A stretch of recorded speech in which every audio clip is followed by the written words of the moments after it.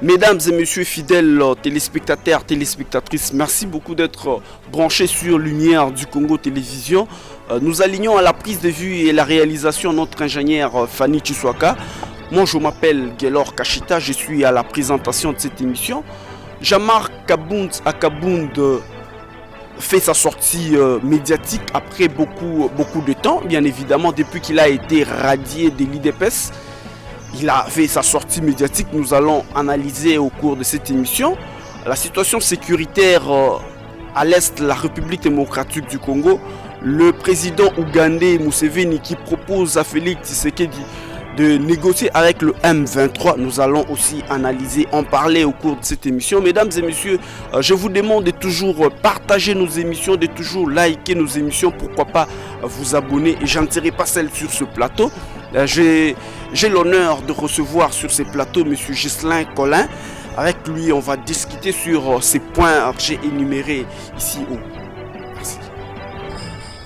Merci beaucoup, ingénieur Fanny, pour la réalisation.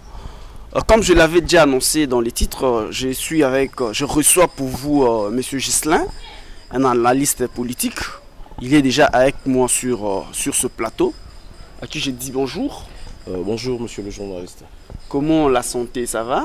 Très bien, très bien, très bien. Oui. Comme vous aussi. Oui, merci beaucoup.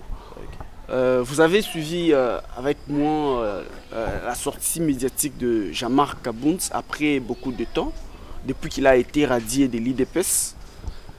Comment vous l'avez analysé, vous en tant qu'analyste politique? Monsieur Jean-Marc Kabound, après qu'il soit radié dans l'IDPS, c'est un politicien qu'on connaît depuis longtemps en RDC. C'est tout à fait normal qu'il fasse une sortie médiatique. Bon, moi j'ai trouvé ça normal, comme tout politicien partout au monde, il peut faire une tournée ou encore une sortie médiatique.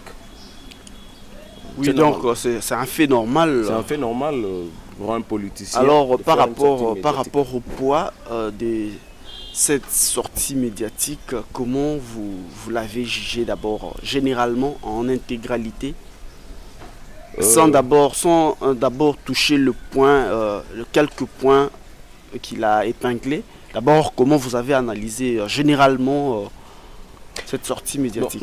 Généralement, moi, je me suis dit, après l'avoir suivi, après avoir suivi cette sortie médiatique, je me suis dit, bon, M. Jean-Marc Kabound n'était pas encore prêt, ou encore, il a précipité les choses, il n'a pas eu à raisonner plusieurs fois, ou à tourner sa langue plusieurs fois, avant de prendre la décision de faire une sortie médiatique. Parce que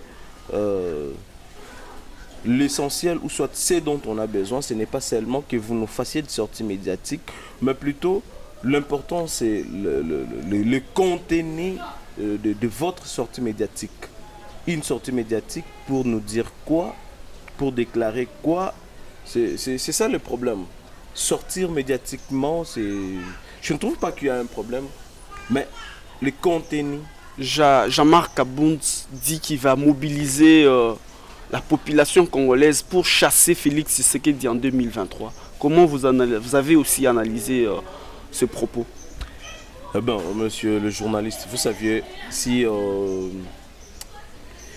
y a les gens qui doivent, s'il y a vraiment les gens qui doivent applaudir Félix Tshisekedi, c'est Jean-Marc Kabound. Parce que sous Félix Tshisekedi, Jean-Marc Kabound a trouvé un travail. Sous Félix Tshisekedi, Jean-Marc a appris à retourner à l'université. Sous Félix Tshisekedi, Jean-Marc a appris à conduire. Il y a d'autres personnes, il y a d'autres Congolais qui n'ont même pas, depuis que Félix Tshisekedi est président de la République, il y a d'autres personnes qui n'ont jamais eu du travail. Ils étaient chômeurs au temps de Kabila, jusqu'à aujourd'hui, ils recherchent du travail, ils n'ont jamais eu. Mais lui a eu la chance, dans ses pouvoirs, dans ses régimes de Félix Tshisekedi, il a appris à conduire. Avant, dans le pouvoir, dans le régime de Kabila, tu avais vu Jean-Marc Kabound conduire un véhicule? Mais, Et puis aller plus loin, marcher avec 2, 3, 4 véhicules en mais cortège. il s'est dit, mais comment se fait-il qu'il s'est dit qu'il va mobiliser la population congolaise pour chasser la même personne qui, dans ces régimes, il s'est beaucoup retrouvé, comme tu es en train de le dire, qu'il a étudié, il a acheté des véhicules, il a payé de maisons, tout ça. Mais comment se fait-il qu'il arrive à dire qu'il va mobiliser la population congolaise pour chasser la même personne de Tshisekedi? Tout ça, c'est de la faute de Patrice Emery Lumumba et les autres qui avaient cherché l'indépendance de ces pays bien avant. On n'avait pas encore compris les choses. Jean-Marc Kabound fait preuve. Est-ce que vraiment Jean-Marc Kabound peut passer, dire qu'il va mobiliser les gens? Parce que si Jean-Marc Kabound était connu, ou soit s'il y avait une partie des gens derrière Jean-Marc Kabound, c'était parce que Jean-Marc Kabound était avec Félix Tshisekedi, ou encore était avec le père Tshisekedi Étienne, le Sphinx, paix à son âme. Jean-Marc Kabound n'a pas le droit de dire tout ce qu'il est en train de dire. C'est ce qui montre que Jean-Marc Kabound n'est pas un politicien, un vrai politicien. Ce sont des gens peut-être qui se sont retrouvés dans la politique par occasion ou par opportunité. Vous voyez, monsieur le journaliste. Jean-Marc Kabound ne peut jamais... Bon, quelle population va-t-il mobiliser? Est-ce qu'il est en train de penser que la population congolaise aujourd'hui reste la même population, le même peuple qu'on était en train de tromper avant? Mais non. On sait voir que Jean-Marc Kabound était avec telle personne, et puis lui ne peut jamais déclarer le régime de Tshisekedi comme de fainéants ou encore de gens qui ont raté, ou encore qu'on ne peut plus espérer quelque chose chez Félix Tshisekedi.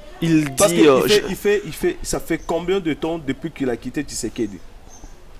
Il n'y a pas vraiment longtemps que Jean-Marc Kabound quitte Tshisekedi, mais il dit c'est un régime des incompétents. Alors si, bon, je peux vous prouver que Jean-Marc Kabound lui-même est incompétent. Combien de fois il a été révoqué à l'Assemblée nationale? Combien de fois on l'a ravi ses postes ou soit ses fonctions comme étant premier vice-président de l'Assemblée nationale? C'est parce qu'il était incompétent. C'est de l'incompétence. Bien qu'on les formait, on lui disait il faut être comme ça, comme ça, comme ça. Même les petits-enfants demandaient ou soit montraient comment Jean-Marc Kabound pouvait se comporter comme un homme d'État. Il l'a jamais. Il est juste pressé. Il est juste pressé, il est allé trop vite, il est vraiment allé trop vite. Sortir médiatiquement, c'est bien, mais ce qu'il a eu à prononcer, ce qu'il a eu à dire, il ne peut jamais, aujourd'hui, aucun politicien ne peut mentir la population congolaise. Parce que nous savions tous voir. Jean-Marc Kabound a travaillé aux côtés de Félix Tshisekedi pendant combien de temps? Et puis, aujourd'hui, il vient nous dire que non, Félix Tshisekedi et tout ce qu'il est en train de relater, ou tout ce qu'il a eu à relater dans sa sortie médiatique.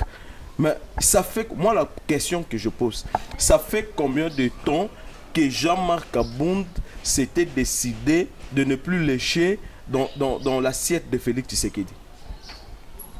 Ouais. Ça fait combien de temps? Ça ne date pas d'une année. Ça ne date pas d'une année. Alors comment il peut dire que non, Félix Tshisekedi... Écoute, si Félix Tshisekedi n'a pas réussi, si on peut dire ça, comme il le veut, donc il fait partie. Même si, alors... Il fait partie, Jean-Marc Kabound fait partie de l'échec alors. S'il dit que Félix Tshisekedi a échoué, donc lui aussi il a échoué. Alors quelle confiance veut-il que la population congolaise puisse lui accorder au moment où lui-même déclare qu'il y a eu échec? Je pense que ce sont des propos qui ne tiennent pas. C'est une sortie médiatique ratée. Et puis ça a suscité beaucoup plus de choses. Vous avez vu Jean-Marc Kabound qui prétend être une bonne personne, qui peut bien gérer et tout, qui dit qu'il va mobiliser je ne sais combien de gens et tout. Il y a eu des vidéos qui sont sorties. Il va mobiliser les gens pour leur dire quoi? Est-ce que vous pensez que les gens qu'il va mobiliser n'ont pas de vidéos qui circulent partout?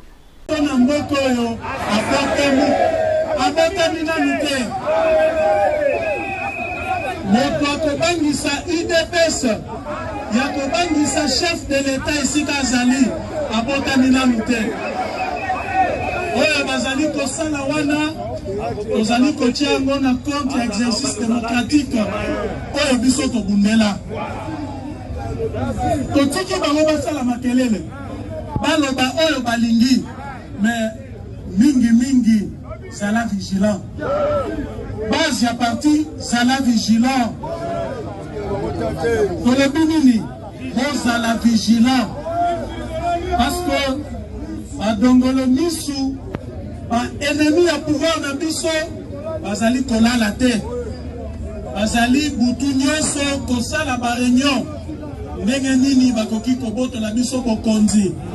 Ndenge nini bakoki kosala la chef de l'État mabe. Ndenge nini. Alors bazala distraité. Regardez quel genre de politiciens on a en RDC. Mais il considère que les régimes actuels a délaissé l'armée, la police et autres services de sécurité. Il ne prend pas en charge ces services. Ce n'est pas à Jean-Marc Kabound de nous le dire. Il est en train de tromper. Jean-Marc Kabound est en train de tromper. Est-ce que vous pensez qu'aujourd'hui, je le répète encore, vous pensez qu'aujourd'hui la population congolaise attend à ce qu'un quelconque politicien puisse venir nous interpréter la constitution, puisse venir nous dire ce qui se passe? Est-ce que vous pensez que nous, on n'est pas en train de voir? Attends, dites-moi, dans un pays, si les forces armées ne sont pas considérées ou soit bien prises en charge, ou encore la police, attends, ce sont eux qui gardent les armes. Vous verrez des choses se passer ici. Nous allons fuir, nous et vous. Jean-Marc Kabound dit que le régime actuel sont le régime des jouisseurs. Donc il considère que lui n'a rien dit dans ces régimes, alors que Jean-Marc Kabound, avant l'actuel régime, il était tout ce que vous avez relaté maintenant. Avant ça, il n'avait jamais roulé. Vous connaissez les astuces d'une personne qui aime, ou soit d'un jouisseur. La première chose, regardez Jean-Marc Kabound, avant qu'il ne soit député national ou avant que Tshisekedi ne soit président de la République, la teinture de Jean-Marc Kabound était comment? Il y a des photos.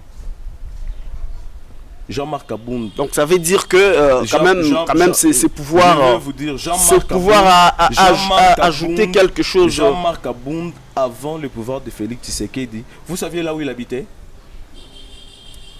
Il habitait dans la parcelle d'un des membres de l'IDPS, Maouéja.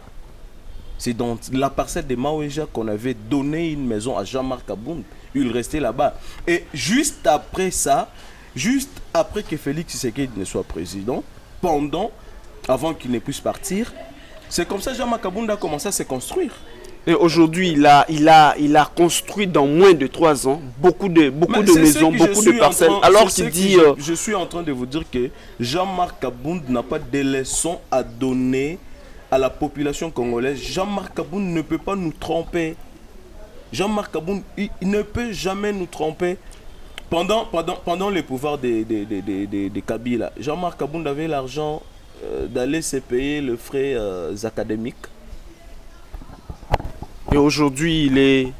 Aujourd'hui, il est... Je crois qu'on l'avait collé, je crois, l'année passée.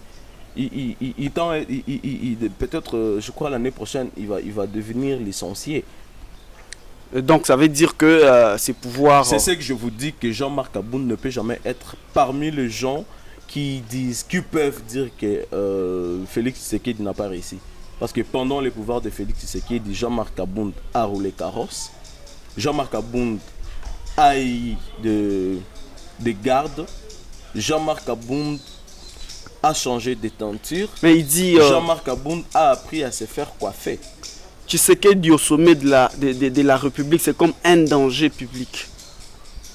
Comment vous avez aussi analysé ces propos lourds que Jean-Marc Abound a...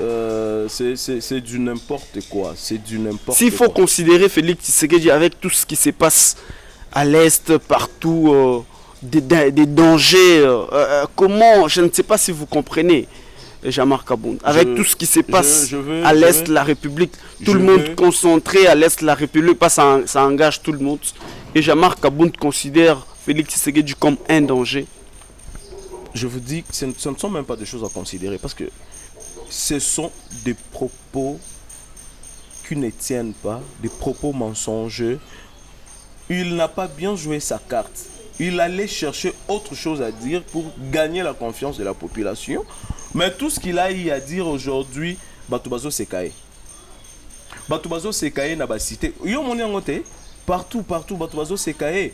Batoubazo comme politicien. C'est pour cela moi j'ai toujours considéré qu'il n'y a pas l'opposition. Batoubaebi Jean-Marc Abound Ndenga Yaka Nenge ba présentaka Ebiso et pas vieux Nenge a commis Tilelo Jean-Marc Abound. Jean-Marc Abound Azaki na musala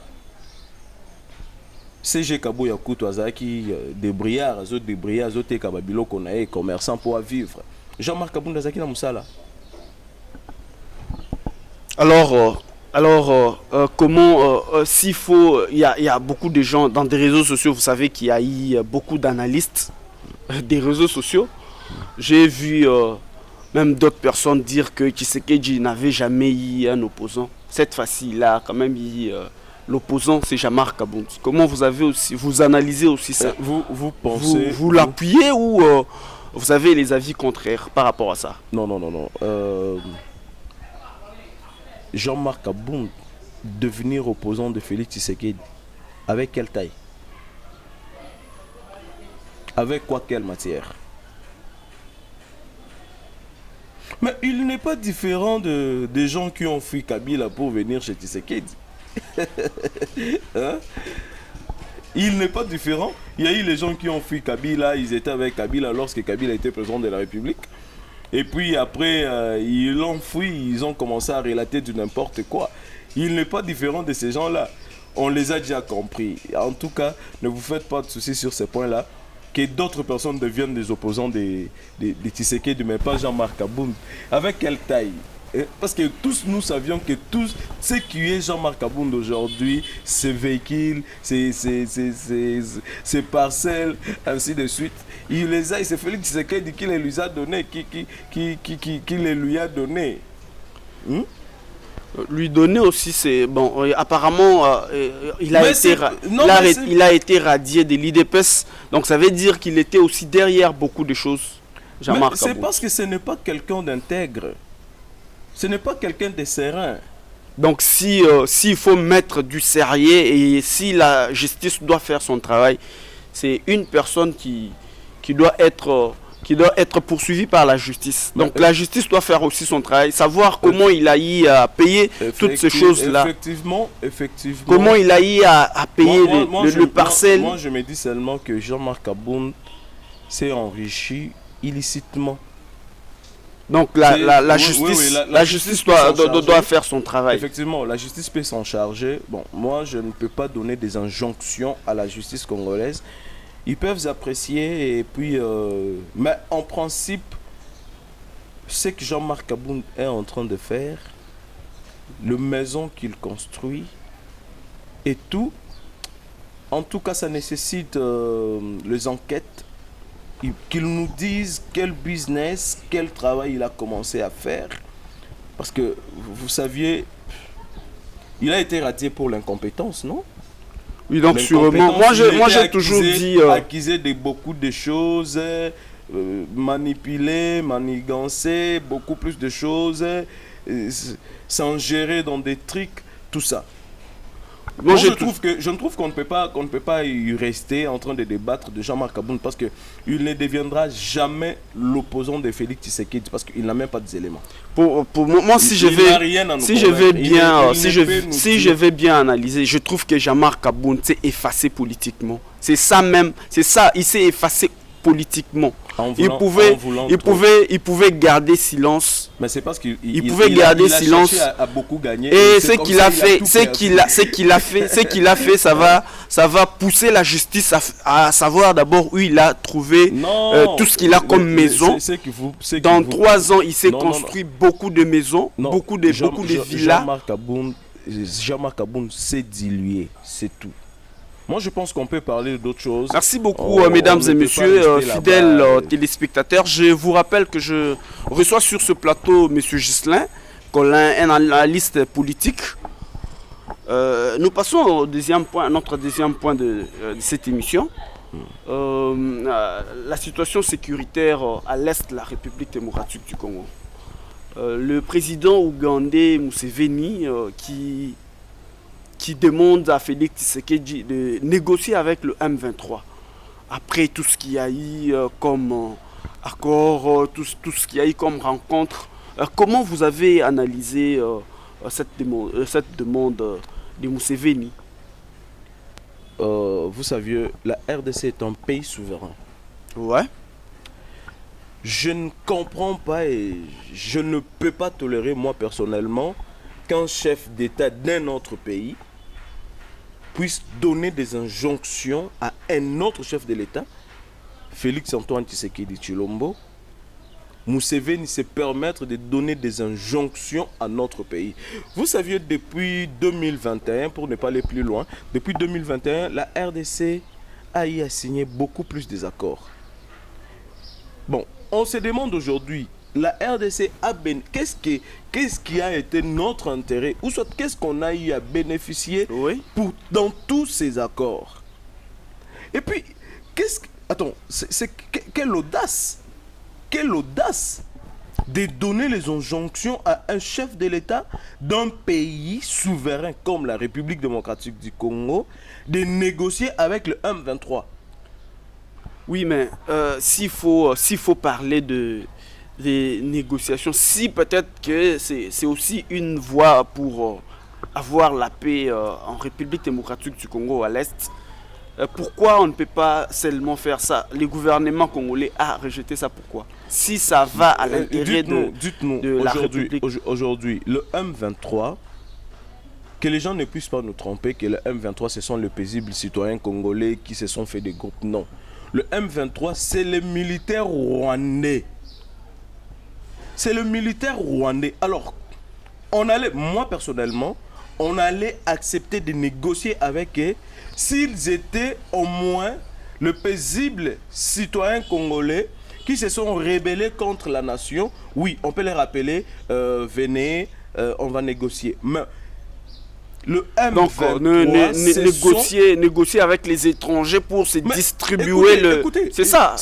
Négociation, donc quand il y a négociation, donc vous allez prendre votre part, nous aussi on prend notre part. Et puis pourquoi? Parce que vous n'êtes pas des Congolais, vous êtes le militaire, le rebelle, vous êtes deux militaires d'une autre nation, d'un autre pays. Alors, quand vous pensez que vous êtes trop malin, vous aviez la force, et puis vous voulez venir par force à ce qu'on puisse négocier. Négocier quoi? Négocier quoi? Est-ce que Museveni vraiment a eu à tourner sa langue plusieurs fois avant de sortir ce genre de choses? Comment il peut donner des injonctions à Félix Tshisekedi, qui est un chef de l'État d'un pays souverain comme le nôtre? Il donne des injonctions, il nous oblige. Il oblige l'État congolais de négocier avec le M23. Alors si le M23, si le M23 continue toujours à faire des exploits à l'est de la République du Congo, et le Museveni demande à Félix Tshisekedi la négociation avec le M23, vous ne trouvez pas que tous ces pays à l'est de la République sont derrière le M23, pas seulement le Rwanda? Effectivement, moi c'est ce que je veux. Pas seulement le Rwanda. Vous ne trouvez pas que le Ouganda, d'autres pays... À mon avis, moi je demanderais au chef de l'État de prendre une décision telle que annuler l'accord nyonso oyo RDC a signé na ba pays voisin. On est un pays souverain, on est un pays démocratique. ceux qui ont eu décision wana ok ba accord nyonso oh to salaka accord na Uganda to salaka accord moko boy oh boy il y a eu des accords depuis 2021 pour na kozonga musika te il y a eu des accords ebele to résilier to kati ba accord wana nyonso sko to tikali biso moko na mboka na biso bat na batu ba vande pa na bango. Mais je vous dis qu'il y a des pays qui vont crever de faim. Oui, mais ça c'est vrai. Actuellement, on dit qu'au Rwanda, les gens ne vivent pas normalement. Non mais ne vivent pas normalement non, mais parce attends. Moi, je trouve que chef de l'État a une décision et le gouvernement congolais bakata ba contrat ceux qui ba accord wana nyonso oyo batu ebele na kati ya mboka baebi détail te nini te ezali kopesa banguna pouvoir ezali komona lokola bakomi ba ayant droit. Le temps je trouve que c'est inutile qu'on arrête d'abord to kata ba accord wana nyonso batu bavandi pa na bango et puis chef de l'État a sengi ba Congolais bazali na Rwanda ainsi de suite bazongi na mboka et puis ba Rwandais au bazali na République démocratique du Congo bazongi pa na bango bato bavandi pa na bango comme ça on va voir moi je ne trouve pas pourquoi les gens s'attaquent seulement au Rwanda. Bon, bien sûr on peut s'attaquer au Rwanda parce qu'il y a eu beaucoup de signes de preuve, mais moi je dis c'est pas seulement le Rwanda, tous ces pays à l'est de la République sont derrière ça. Ils sont nombreux. Le temps nous fait défaut. Si vous pouvez faire un mot de la fin et puis en clôture. Je demande à la vigilance du peuple congolais. Aujourd'hui, surtout de la jeunesse. Aujourd'hui, on n'a plus le temps d'accepter d'être manipulé, trompé, et pas Jean-Marc Kabound, et pas politicien, Koko Sabiso, ceux qui n'ont non. Il est temps que Tozoa, responsabilité na biso lokola bilenge, lokola peuple congolais, bako sakabiso les sous-soutés, bako sabiso trop. Alors tous on sait voir ce qui se passe aujourd'hui en République démocratique du Congo, notre cher et beau pays. Tous ont la responsabilité na biso, totika ko se faire tromper na ba politiciens. Lokola ba Jean-Marc Kabound, lokola ba Fayulu, lokola ba Zebele, ba koki ko sabiso les sous-soutés. On a beaucoup plus de choses à faire pour faire développer notre pays ou encore pour développer notre pays. Alors tout se concentrer sur biloko wana tout ça matoi na ba biloko wana ya ezanga tinate o bazali comme na biso na lukuta. C'est tout ce que moi je peux merci beaucoup monsieur Ghislain. Fidèles internautes, mesdames et messieurs, je recevais sur ce plateau monsieur Ghislain Collin, un analyste politique. J'ai été servi à la prise de vue et la réalisation par l'ingénieur Fanny Chiswaka. Moi, je m'appelle Gelor Kachita. J'étais à la présentation de cette émission. Merci beaucoup pour votre sympathique attention accordée à cette émission.